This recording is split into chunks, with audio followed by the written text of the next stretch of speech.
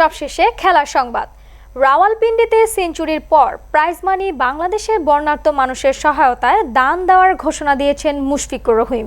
পাকিস্তানকে আজ 10 উইকেটে হারিয়েছে বাংলাদেশ। প্রথম ইনিংসে 191 রানের ইনিংসের সৌজন্যে ম্যাচ সেরা পুরস্কার জেতেন বাংলাদেশের অভিজ্ঞ ব্যাটসম্যান। পুরস্কার বিতরণী অনুষ্ঠানে এসে সঞ্চালক বাজিদ খানকে মুশফিক বলেন, বাজিদ ভাই, আমার দলের অনুরোধে এই প্রাইজ মানি বর্ণাঢ্যদের দান করতে চাই। আমি দেশের সবাইকে অনুরোধ করব, যাদের সামর্থ্য আছে সবাই যাতে এগিয়ে আসে। ম্যাচ সেরা হয়ে মুশফিক পেয়েছেন 3 লাখ পাকিস্তানি রুপি বা প্রায় 1,28,715 টাকা। আচমকা বন্যায় বাংলাদেশের বিভিন্ন জেলা ক্ষতিগ্রস্ত হয়েছে, তাতে এখনও পানিবন্দী কয়েক লাখ মানুষ।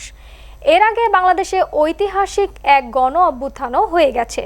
দেশের এমন পরিস্থিতিতে স্বাভাবিকভাবেই আনন্দের একটি উপলক্ষ হয়ে আসতে পারে বাংলাদেশ দলের এ জয়।